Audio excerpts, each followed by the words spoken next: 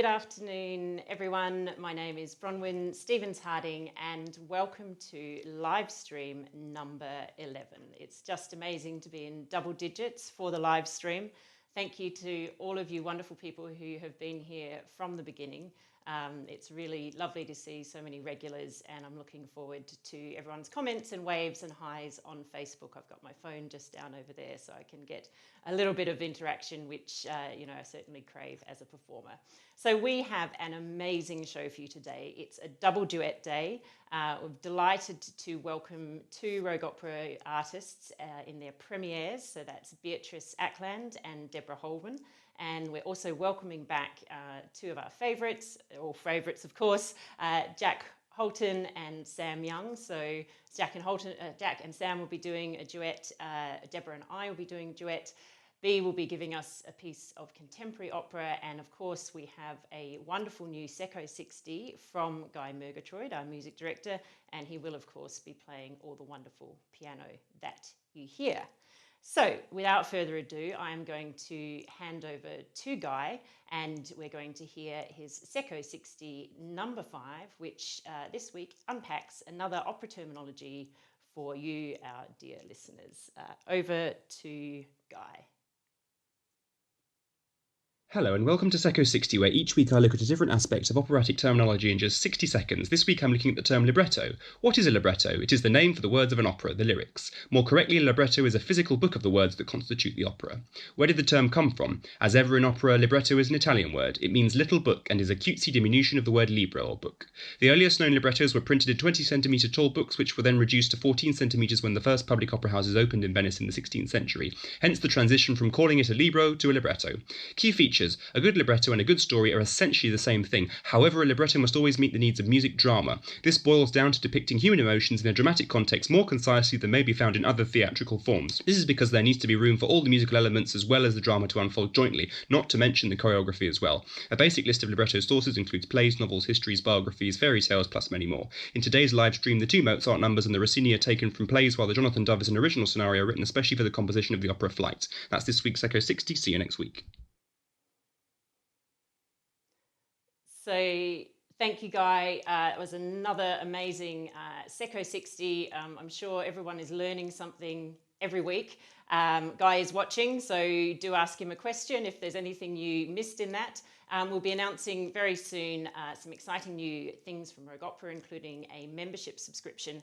And if you do sign up for that membership, then you're going to get access to all of those wonderful Secco 60s, as well as, of course, all our wonderful live streams and videos. We are so excited to be able to be doing something during this time of crisis.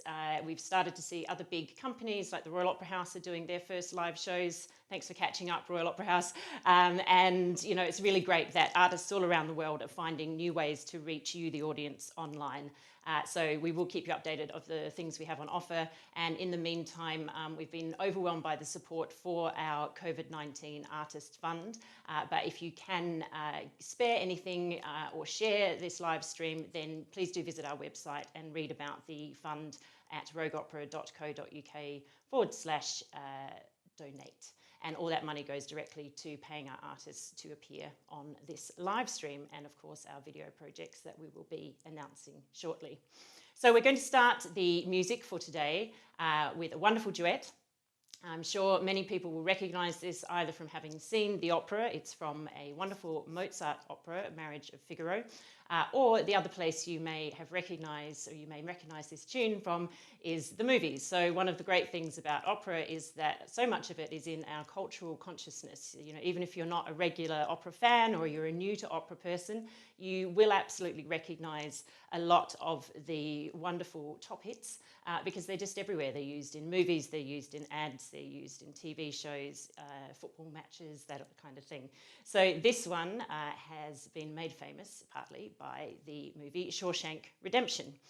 So you will all probably remember Morgan Freeman sitting in the prison courtyard listening to the wonderful sound of two Italian ladies singing. He doesn't know what they're saying.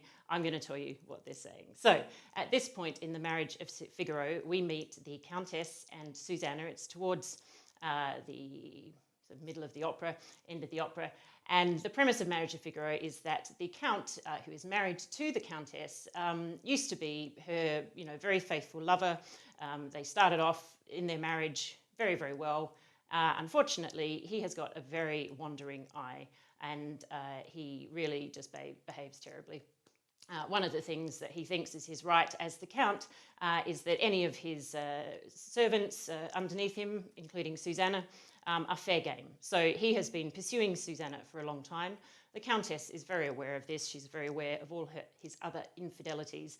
And even though Marriage of Figaro is presented as a comic opera, an opera buffa, really the underlying story is really quite, terrible, which is one of the geniuses of Mozart and Da Fonte, because the Countess just grins and bears it. And in this beautiful aria, really what she's saying is, Susanna, write a letter. We're going to write a letter together that will entice the Count to come and meet you under the pine trees, so that you can, go through with the seduction that he so desperately wants.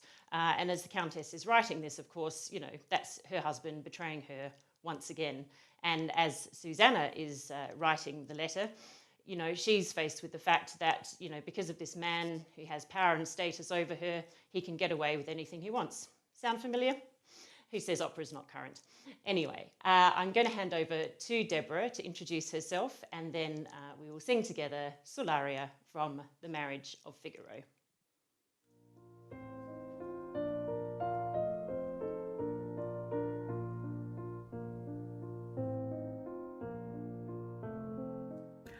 Hello everyone, my name is Deborah Holborn and I'm a mezzo-soprano.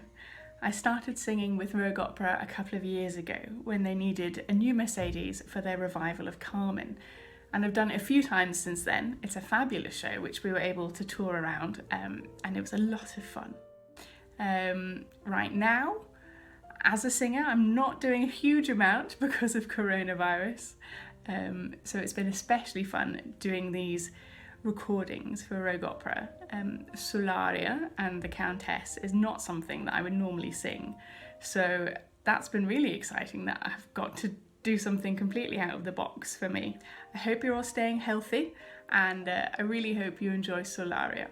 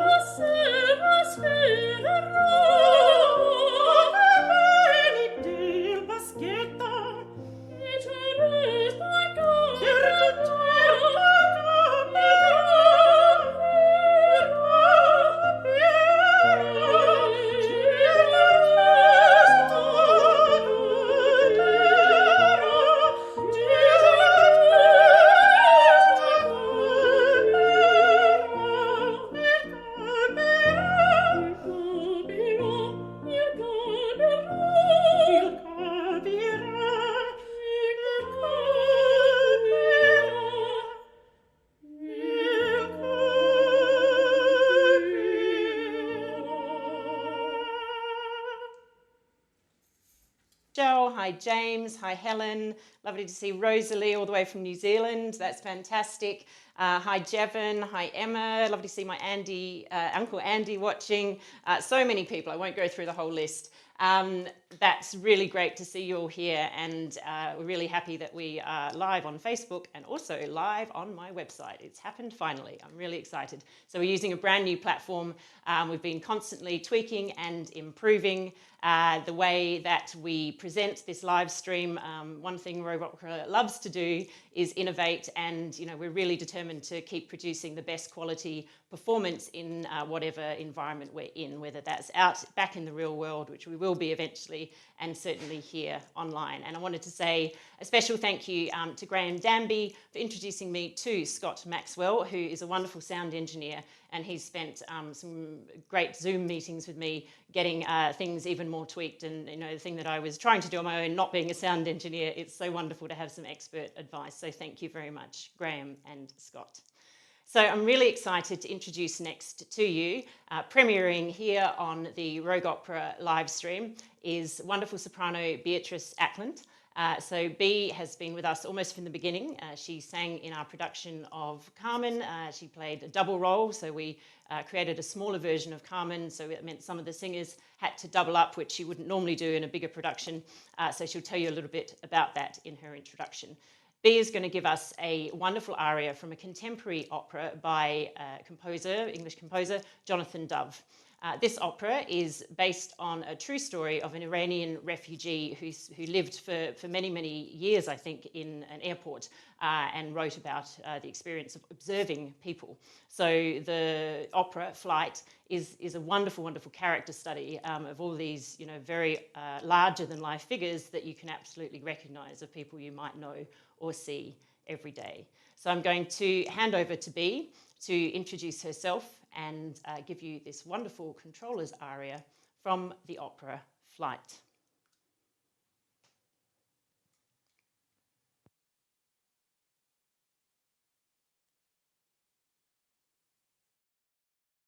Hello, my name is Beatrice Ackland, and I joined Rogue Opera at the end of 2018, performing the role of Michaela and Frasquita in their production of Carmen, which was so much fun. I loved doing the contrast between very quiet, morally good Michaela and naughty, cheeky gypsy Frasquita. So it's a really fun contrast to do in one production, which is quite rare. For this concert, I will be singing Down You Go, the controller's aria from Jonathan Dove's Flight.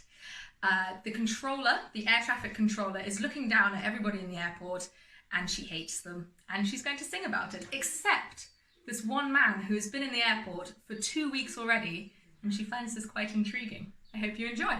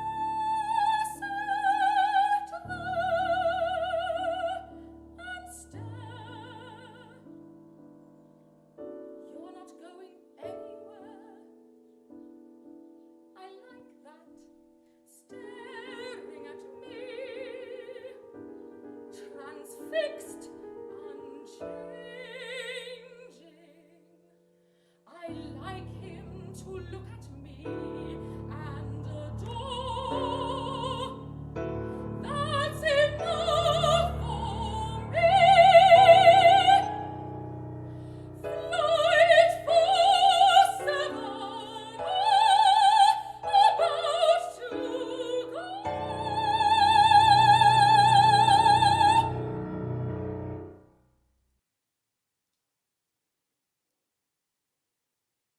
Well, that was just stunning. Thank you so much, Bea. What a way to premiere on the live stream. I hope Bea is able to watch live. She is currently with her parents out of London, and you know, Wi-Fi is an issue for her, but she always catches up on the replays, as anyone can do, of course, by coming back here to Facebook or going to our website. So I'm so grateful to all our singers and, of course, to Guy Murgatroyd, who have come on this journey with me of creating something that is so meant to be created with other people in the same room, to go on this journey of creating it on our own, and, you know, doing duets, doing solos. We've got some trios coming up. You know, it's actually a big challenge. We've risen to it, absolutely, but, you know, it's thanks to every individual's willingness to push themselves out of their comfort zone and to, you know, capture that incredible performing essence that you would normally have, this synergy with all your other people in the room, with your pianist, with your orchestra, with your other singers, you know, to be able to capture that on their own and deliver it to a camera, send it to me, I do some editing for the duets, and then we present it to you. So, you know, this is one of the things that we're really proud that we're doing during this time. And as I said, thank you to everyone who's come on that journey with me. So I have another song for you now. It's a beautiful song by Rossini. Rossini is more well known for his comic operas. He does amazing comic operas, and actually I put out a thing on social media asking, with the introduction for today, and asking everyone could spot the piano from the accompaniment to that. So if anyone watching now on Facebook, if you recognise that piano that was under the opening credits, do pop it in the chat and we'll see if we have a winner. I will announce at the end.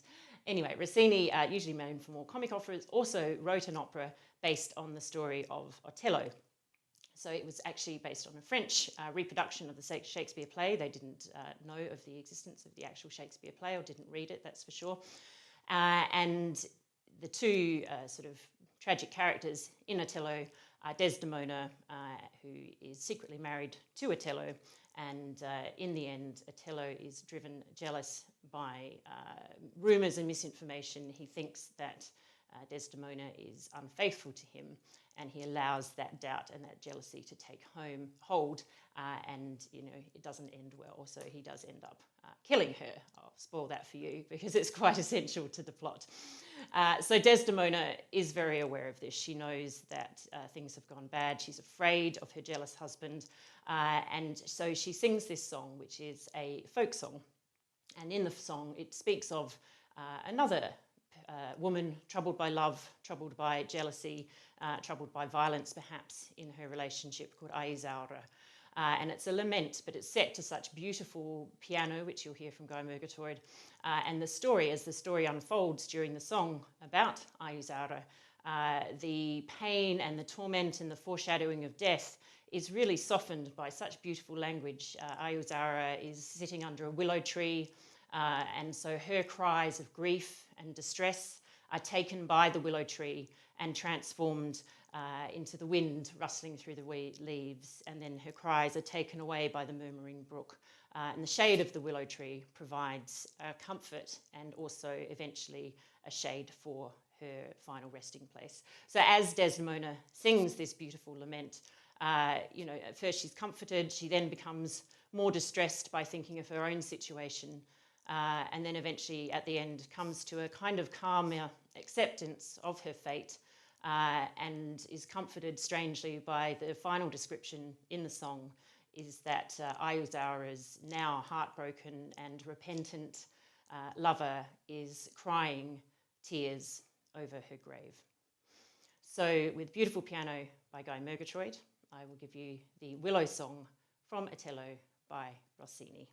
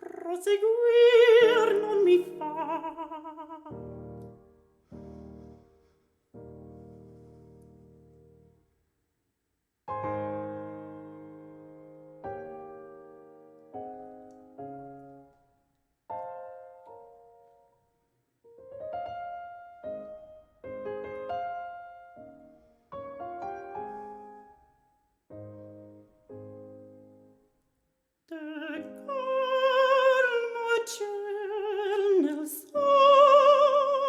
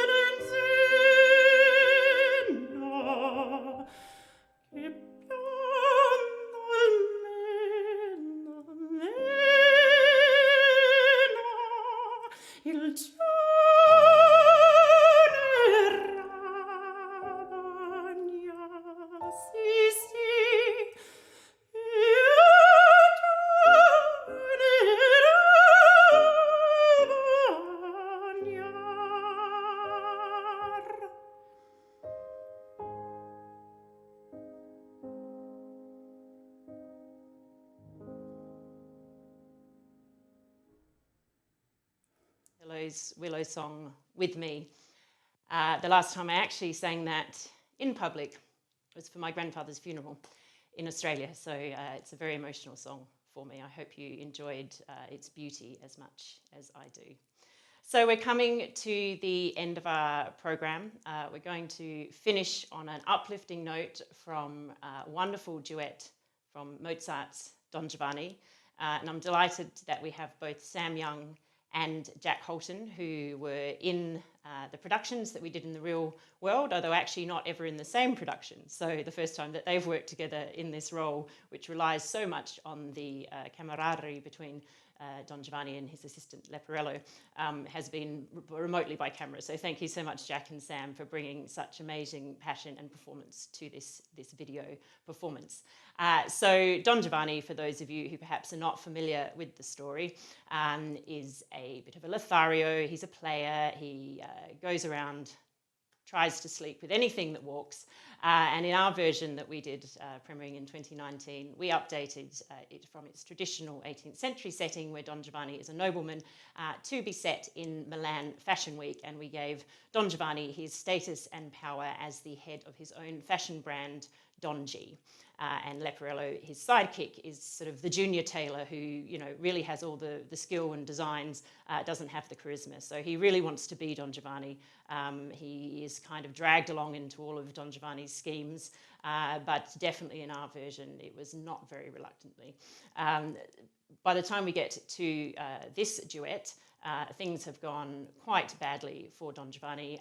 As Sam mentions in his introduction in a moment, we decided that set in that world, no shade cast on anyone who works in fashion, but there was quite a lot of drug use going on. So not only Don Giovanni and Leporello going a little bit mad, they're probably a little bit out of it as well. And what they experience is the ghost of the Commendatore, who Don Giovanni had killed at the beginning of the opera, come and try to get retribution for his death, get revenge. Traditionally, in productions, the statue of the Commendatore, which has been erected after his death, comes to life. In our version, we kept it within the fashion world, and we're in Don Giovanni's studio, where he has a number of mannequins and things to display his designs, and, you know, the Commendatore is possibly inhabiting one or all of those. So I'm delighted to hand over to Sam to introduce the duet from Don Giovanni, Statua Gentilissima.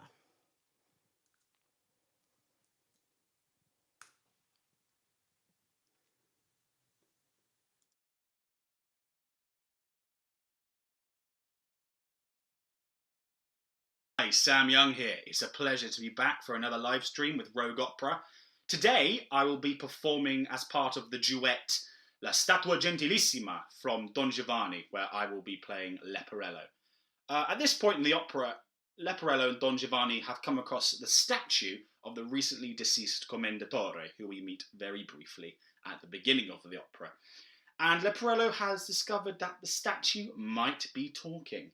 I say might because in our production with Rogue Opera, there might have been some drugs involved. So Leporello is trying to decide whether or not the statue really is talking, or this is just a massive trip. Anyway, to prove that he has no fear, Don Giovanni wants to invite the statue to dinner. So Leporello is trying to negotiate this in his brain, while trying to negotiate with a potentially talking statue. So this is La Statua Gentilissima with myself and the fab Jack Holton.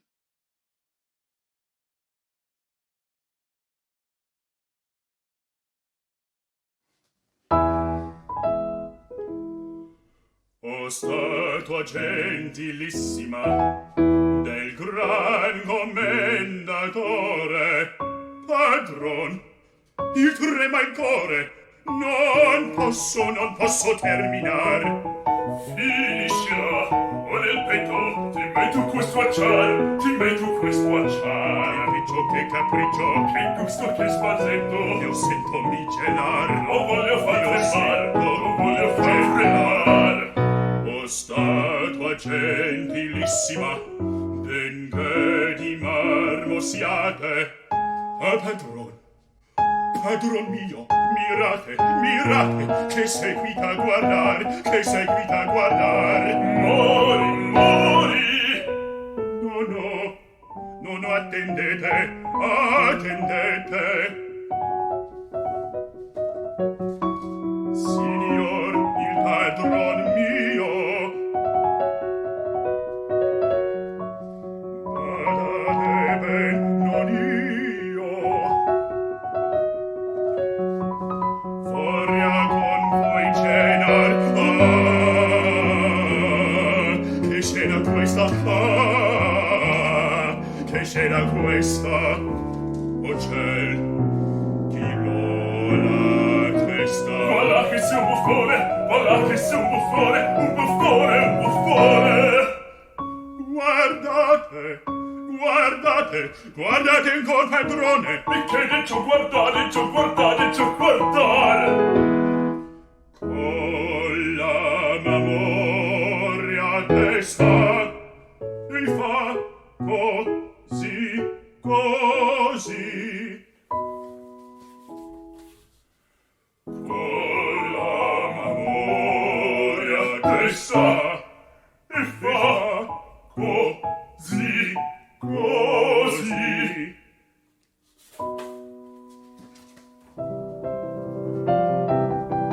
Parlate, se potete, vetti a cena, vetti a cena.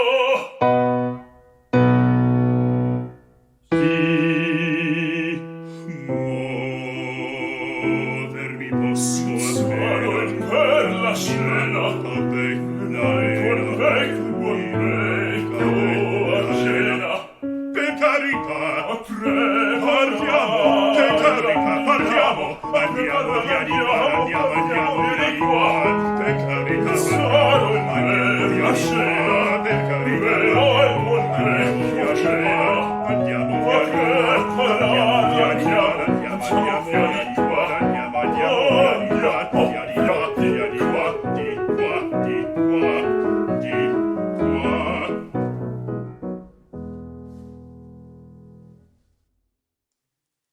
So, fabulous round of applause for Sam, Jack, Guy playing the piano, and the eagle-eyed, so what am I trying to say?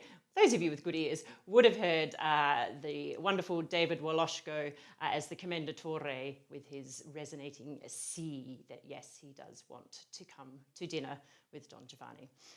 So I know Sam and Jack and Guy are all there, so please do give them some clap emojis if you're on Facebook. So that is almost the end of our live stream for today. Thank you so much for joining me once again. And thank you to my wonderful guests, Deborah Holborn, Beatrice Ackland, Jack Holton, Sam Young, David Woloshko, and Guy Murgatroyd. I'm Bronwyn Stevens-Harding, Director of Rogue Opera, and we look forward to seeing you back here next week for another live stream. Thank you. Bye.